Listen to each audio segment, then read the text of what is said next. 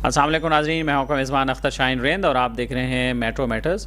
नाज़रीन, आज के मेट्रो मैटर्स में हम आपको ज़िला रहीम यार ख़ान की एक ख़बर बता रहे हैं। एक वाक़या हुआ है जो कुछ दिन पहले वहां पर ज़ाहिर पीर एक इलाका है वहां हुआ है, और ज़ाहिर पीर थाने के जो SHO हैं उनके बारे में ये कहा जा रहा है, उन पर इल्ज़ाम है कि उनके बारे में जो ख़बरें छपी हैं, वहाँ के जो सहाफ़ी हैं, ज़ाहिर पीर प्रेस क्लब के ओहदेदारान भी हैं और उसके अलावा जो मकामी सहाफ़ी हैं वहाँ, उन्होंने इलाके में जराइम के हवाले से ख़बरें शाये की।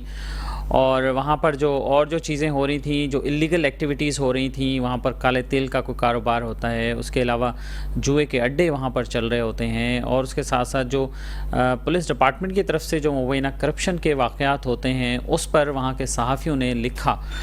और जब ख़बरें आई, अखबारात की ज़ीनत बनी, तो उस पर जो पुलिस के आला हुकाम हैं उन्होंने नोटिस लिया और DPO रहीम यार ख़ान को ऑफिशियली ऑर्डर किया गया कि इस मामले की तहकीकात करें और फिर रिपोर्ट पेश करें।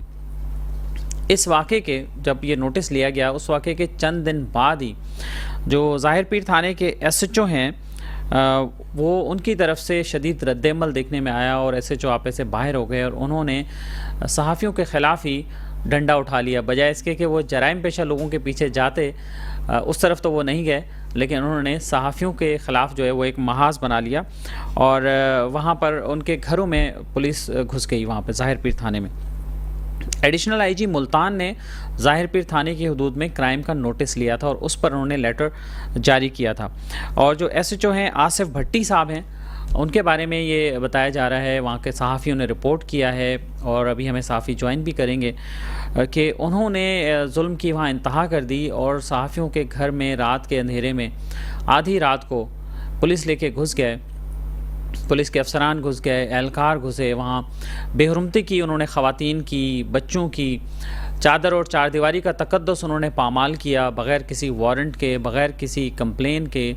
और उनके साथ जो लेडी पुलिस सर्चर्स थी वो भी मौजूद नहीं थी, और उसके बावजूद भी उन्होंने अपनी वहाँ पर अख्तियारात से तजावुज़ किया और वहाँ पर दहशत फैलाई, दहशत गर्दी की उन्होंने वहाँ पर जाके। तो जो एक सहाफ़ी हैं साजिद फ़रीद, जो कि ज़ाहिर पीर प्रेस क्लब के जनरल सेक्रेटरी भी हैं, वो उनका घर था एक जिसे सबसे पहले टारगेट किया गया और उनके भाइयों को अरेस्ट किया गया, 3 भाइयों को भी।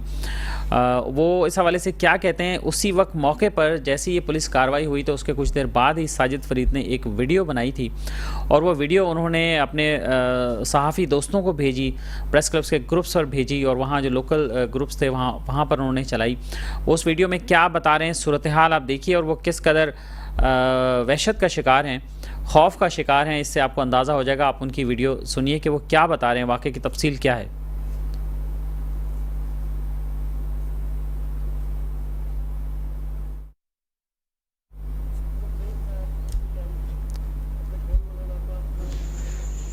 मेरे घर पुलिस पे आई सी, मेरे बड़े भाई अल्ताफ फरीद साहब को, भाई मुशर्रफ फरीद साहब को, छोटे भाई फरहान को सी पुलिस चा गई है। पुलिस दे कोई 2 दर्जन से एहलकार हैं, मैं उते हम घर पुलिस आई है, सारे को मरे कुटे नीचे आ गई है। यार ऐसा क्या जुल्म किते से यार, रियासत पाकिस्तान ने तो क्या है यार, मेरे तरह बुरा में कोई यार पुलिस चाहिए थी कि अभी मेरे घर वाली है, मेरा दरवाजा गेट सा बनने ने क्या कसूर है यार, सर आखिर यार सर क्या किते एक मिनट यार सबर करो। ये सारे साहबान ने वीडियो से सुन के नो जिला रहीम यार ख़ान थाना ज़ाहिर पीर से पुलिस का जो है इतना बदमाशी है, मेरे घर पैदे हैं और मेरे त्रई बिना में को मरने कुटे ने चागन रने को बेआबरू कितने नहीं था, ये जुल्म है, ज़्यादती है। मेरे ख़वातीन पर्दे वाले रबा को निकामा, मेरे घर पे मेरे बिना में को मार कुटते चागन। चीफ जस्टिस साहब, चीफ ऑफ आर्मी पाकिस्तान, ये रियासत है पाकिस्तान कैसी रियासत है यार, अगर मेरे नाल कोई दुश्मनी है मैं कुछ आ जाओ, एक तरीका है मेरे घर पुलिस पिला देती है, मेरे पिलावे को कील कोटते मारते चाह गए यार। यार मेरे को गोली मार दियो, एक तरीका है, रियासत में पाकिस्तान है यार। यार गारत मेरे मामा बेटी बेटा यार, ये तो चाहते बल्कि पुलिस है, खैरा तो दिया यार कोई यार। ओ यार मेरे को गोली मार दियो, मैं थोड़ा का जुर्म की था।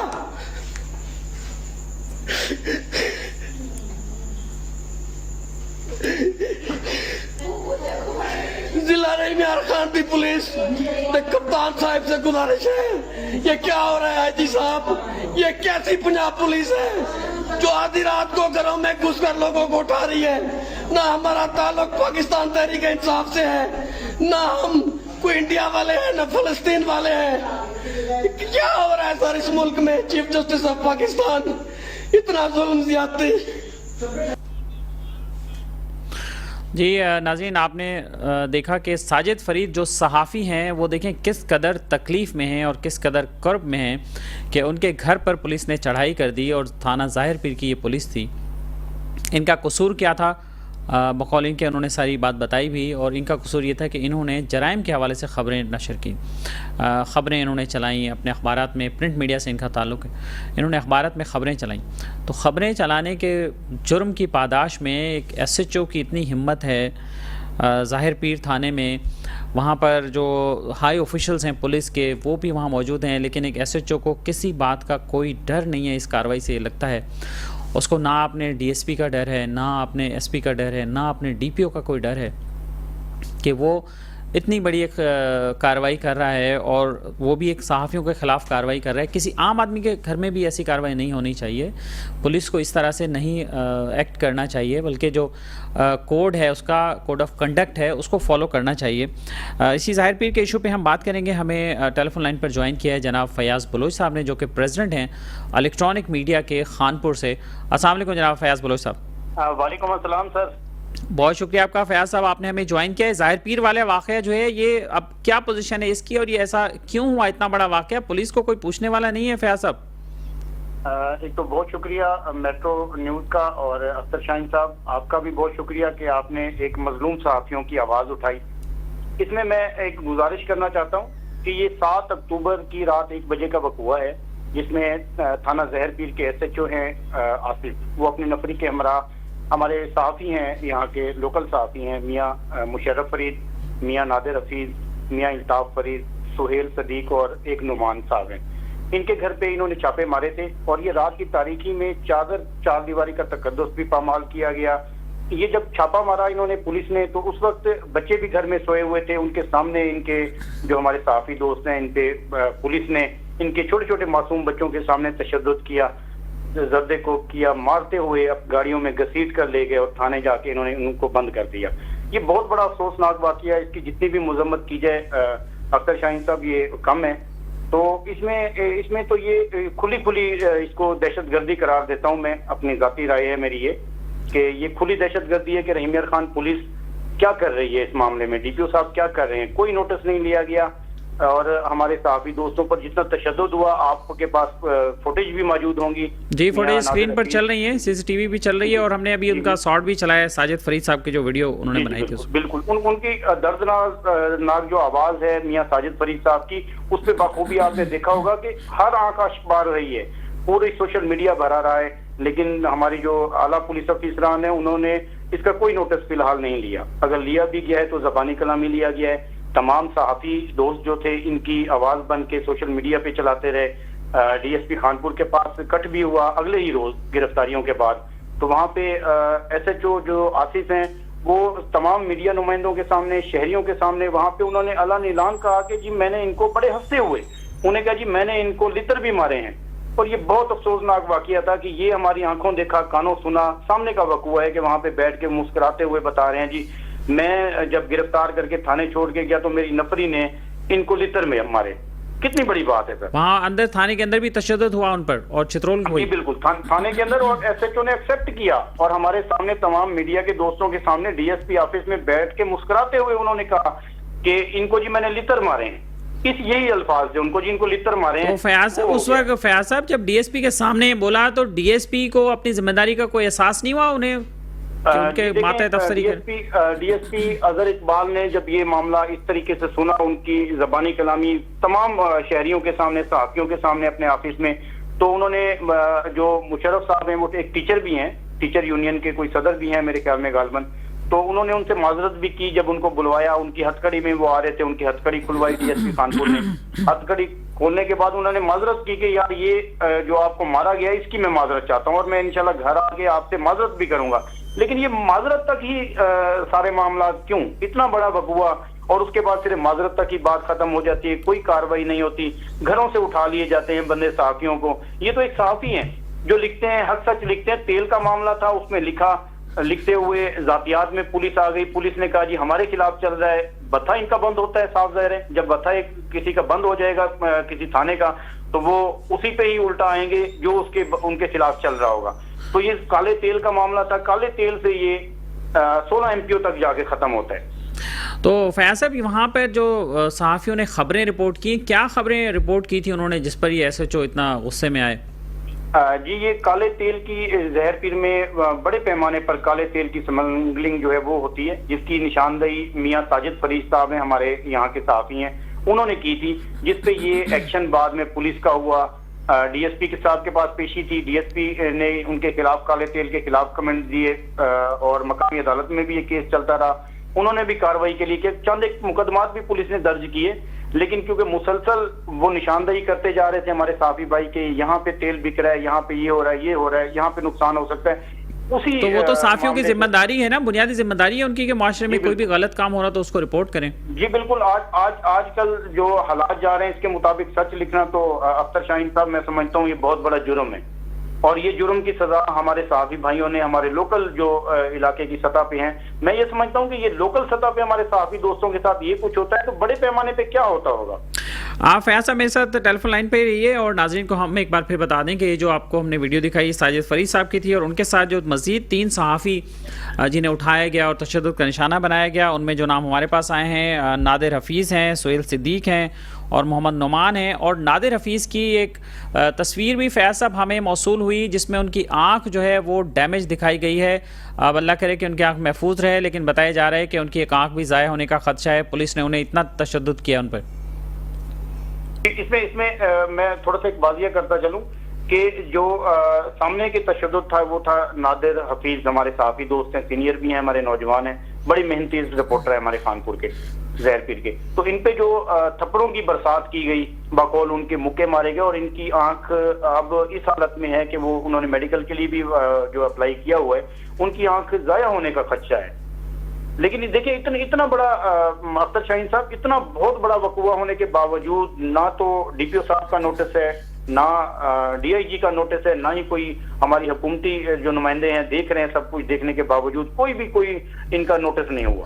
अच्छा फैयाज बलोच साहब, मैं नाज़रीन को भी ये बताना चाहता हूँ कि नाज़रीन हमने डीएसपी अजहर इकबाल साहब से भी रब्ता किया, चूँकि इनकी रेंज में ये थाना आता है, इनके अंडर कंट्रोल है थाना ज़ाहिर पीर। अजहर इकबाल साहब से जब मैंने बात की तो वो बिल्कुल ही इनकारी हो गए, वो कहने लगे मेरे पास तो कोई ऐसा वक़ूआ ही नहीं है।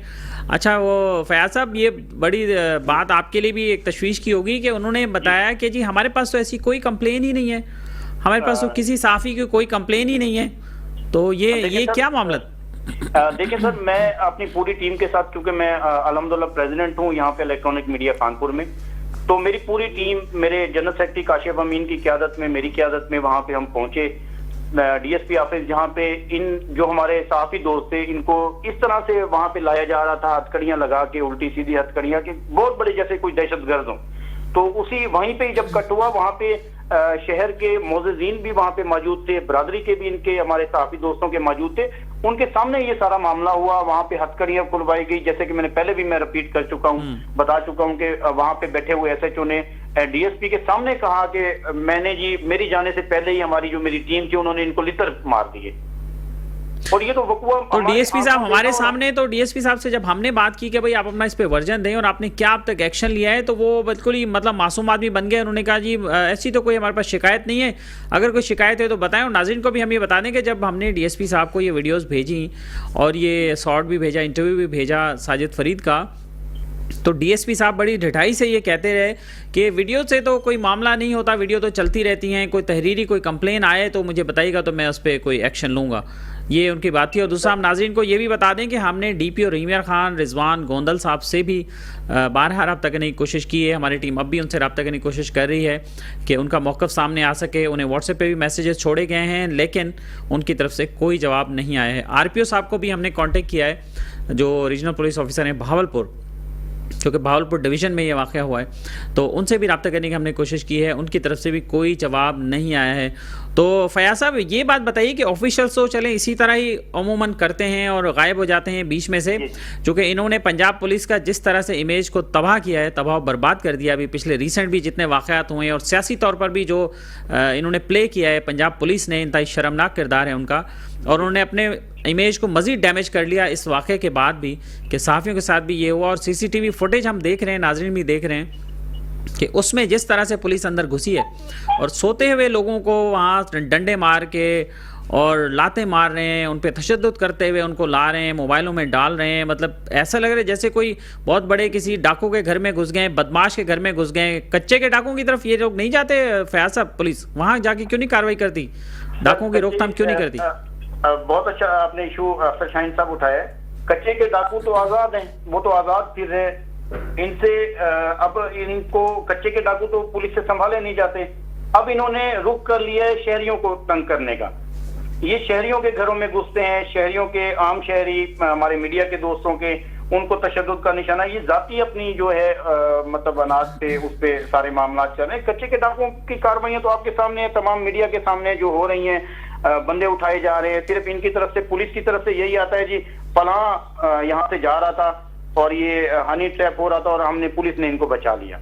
और बाकी वीडियोस भी आपके सामने कच्चे की आती हैं, आपके सामने होती हैं कि कच्चे के डाकू किस तरह से हमारे शहरियों को यरगमाल बना के तशद्दुद करके वीडियो जो है वो जारी करते हैं, और वो सोशल मीडिया पे भी चलती हैं, आपके सामने होती हैं, पैसे मांगे जाते हैं, सारी चीजें। ये वहां तक तो कोई उनके वो सिस्टम वाली रसाई मैं नहीं समझता कि है। अच्छा फयाज साहब ये भी बताइएगा जरूर, हमने बारहा राब्ता किया, ये बताइए कि सहाफ़ी बरादरी का किरदार क्या रहा है, प्रेस क्लब्स का किरदार क्या रहा है? लगता ये है बज़ाहिर के मतलब आपस में सहाफ़ी बरादरी भी वहाँ पर इत्तेफाक नहीं है उनका। अगर उनमें इत्तेफाक होता तो पुलिस की इतनी मजाल नहीं थी, इतनी जरूरत नहीं हो सकती पुलिस की कि इस तरह से वो जुल्म करे, और ऊपर से डीपीओ तक में कोई नोटिस नहीं ले, अभी तक एसएचओ सस्पेंड भी नहीं हुआ, कोई इंक्वायरी भी ऑफिशियल अनाउंस नहीं हुई। ऐसा कैसे हो सकता है? बिल्कुल जी, बहुत अच्छा आपने सवाल किया है। इसमें अफसर शाहीन साहब, इसमें ऐसा है कि हमारी सहाफ़ी जो है वो भी आजकल कोई हुकूमती पार्टी का हिस्सा है, आपके सामने है, जो लोकल सतह पे हैं, तो कोई पुलिस का जिनको कह दें कि उनकी सारी सहाफ़त जो है पुलिस के जरिए ही चमकती है, सारे दमकती है। तो यहाँ पे अल्हम्दुलिल्लाह हमारे इलेक्ट्रॉनिक मीडिया के दोस्तों ने अपना एहतजाज भी नोट करवाया, सोशल मीडिया के जरिए भी करवाया, व्हाट्सएप ग्रुपों के भी जरिए करवाया, लेकिन ताहाल वही का वही खामोशी की खामोशी है सर।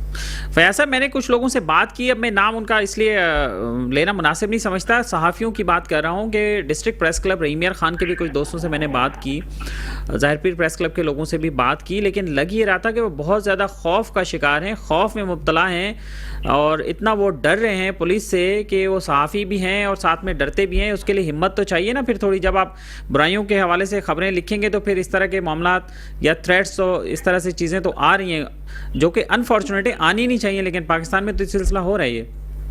जी बिल्कुल, ये देखें सर, जो रात कब्र में गुजरनी है वो हम बाहर तो नहीं गुजार सकते, ये अल्लाह की तरफ से है। जब मरना है, जब हमारा टाइम आ जाएगा तो सबने मरना है। अब इसमें डर डर के जिंदगी गुजारना, मैं ये समझता हूँ कि इसमें इस वक्त जो खानपुर में सहाफ़ियों की लिस्टों में आप देख लें तो फयाज बलोच को बड़ी गलत निगाहों से पुलिस महकमे और ये हमारे सरकारी महकमे देखते हैं। वो इसलिए कि इसलिए देखते होंगे ना कि आप सच बात कह देते होंगे, सच लिख देते होंगे, सच चला देते होंगे। हमें इतना एतबार नहीं होता हमारे बच्चों को, हमारी फैमिलियों को, कि हम घर से जब सुबह निकलते हैं बाहर रिपोर्टिंग के लिए, अपने मामला देखने के लिए, तो उसमें हमें ये यकीन नहीं होता कि शायद हम घर भी पहुंच पाएंगे वापसी या नहीं, क्योंकि काफी सारे मामला होते हैं जिसमें पुलिस जातियात ले जाती है, महकमे जातियात ले जाते हैं, ये सहाफ़ी इसको किसी तरीके से इसको रगड़ा देने कहीं ना कहीं। तो ये तो रूटीन सर चल रही है, बहुत अदमनाक ये मामलात हैं। अल्लाह पाक इसमें बेहतरी करे, दुआ करें आप भी। जी बिल्कुल, और हम यही काम कर सकते हैं कि अपनी बात जो है वो आला हुकाम तक पहुंचा सकते हैं। अब ये उन पर है कि वो अपनी ज़िम्मेदारी किस हद तक एक्सेप्ट करते हैं, जो कि लग नहीं रहा कि वो अपनी ज़िम्मेदारी का एहसास है उन्हें। मुस्तकिल डीपीओ साहब से भी रब्ता करने की कोशिश की जा रही है, लेकिन पुलिस हुकाम की जानिब से कोई मौक़िफ़ सामने नहीं आया है। और डीपीओ रहीम यार खान के जो पीआरओ हैं उनसे भी हमने रब्ता किया, लेकिन रहीम यार खान पुलिस की तरफ से भी कोई मौक़िफ़ सामने नहीं आ सका। हमने अपने तौर पर काफ़ी कोशिश की है, लेकिन पुलिस के अफसरान ये नज़र आ रहा है कि मुंह छुपाए बैठे हैं अपने दफ्तरों के अंदर, और वो फेस नहीं करना चाहते हैं इस सिचुएशन को, इस पर कोई बात नहीं करना चाहते हैं। फयाज़ बलोच साहब, आपका बहुत शुक्रिया, आपने ज्वाइन किया और इस मौके पर आपने गुफ्तगू की।